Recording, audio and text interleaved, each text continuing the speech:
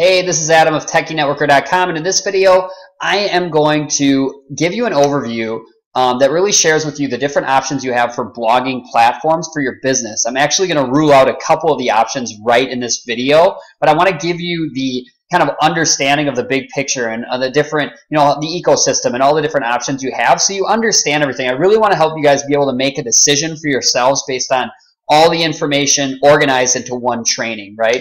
So this is just an overview. And again, there are options, and the biggest issue I see that people have when they're new, if they're coaches and they're trying to create a business online, is the overwhelm from all the different options that are out there. So this video will really help you fully understand the different options that are there, and what we're going to be doing is just kind of drilling down to the best options, right? And so giving you all the information you need to make a decision. So let's just jump right in.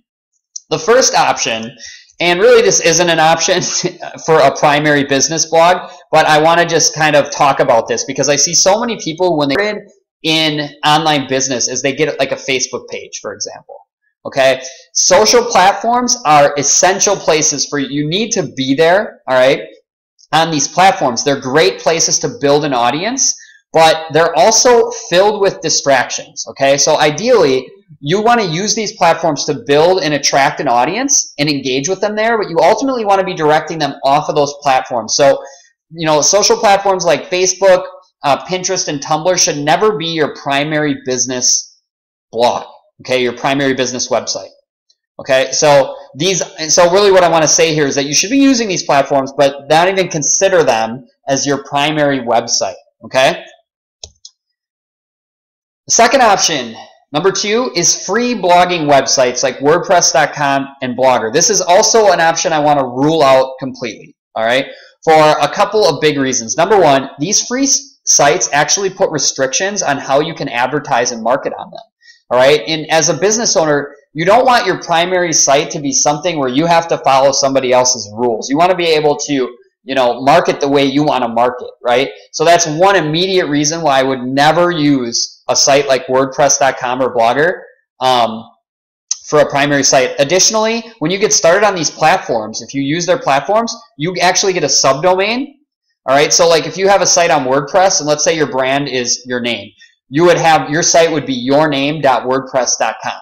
All right, this does not look professional. Okay, you want to have a custom domain, and so like I said, getting started on these platforms, they just don't look professional. You don't have the controls over things that you really want to have in terms of building your website the way you need to build it, and so this is also one of those that's not an option to me. We want to rule this out, but I want to make you aware of it. And here's another thing. These sites can be part of a content strategy. They're not bad sites to use as part of a content strategy, for example, to link back to your primary site. You never want to use one of these sites as a primary blog for your business. Okay?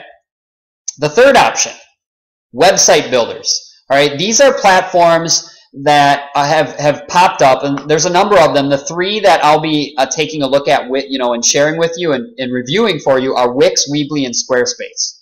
All right, and these are 3 website builders that basically they have a drag and drop interface, so they make it very easy for you to build a site. But in the next video, I'm actually going to go into more depth on the pros and cons with these platforms. All right, and when it might be an okay option for you, but also why it's probably not the one I'll recommend most of the time if you're really serious about building an online business. Okay, but this might, under certain circumstances, they might be a good option for you. So in the next video, I'm going to go into more depth on the pros and cons and when it might be something you'd want to consider. Okay, now number 4, this is really the best option. Okay. 4 and 5 actually are the two best options in my opinion. Self-hosted. Okay. Now a self-hosted WordPress site. I had mentioned WordPress.com, and I want to make sure I clarify how these are different. So in number 2, I mentioned that you don't want to use WordPress.com. WordPress, basically, there's 2 ways for you to have a WordPress site. WordPress.com is one of those websites where you just go and sign up and you just get a blog on their platform, right? You don't want to use that, okay? The free site, you don't want to use that, okay? For a number of reasons, like I mentioned, they regulate how you can market and advertise, and they don't look very professional because you have a subdomain.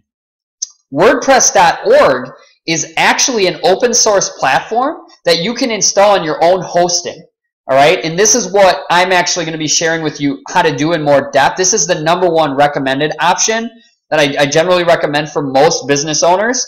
And with a self-hosted platform, you actually own your site, your content, your data, everything. Okay, it's literally where you go and you get your own hosting package, and then you can install WordPress on your own hosting and run your site. Okay, as a self-hosted site. All right. So this is actually the option I'm going to recommend.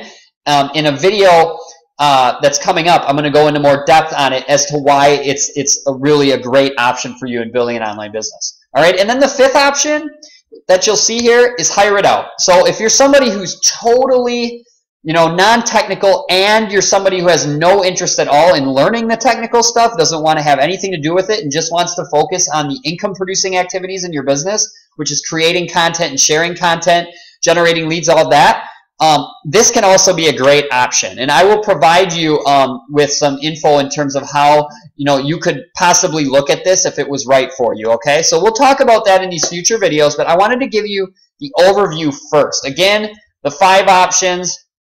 #1, social platforms. Definitely a place you want to be, building an audience, but not an option for your primary business blog or website.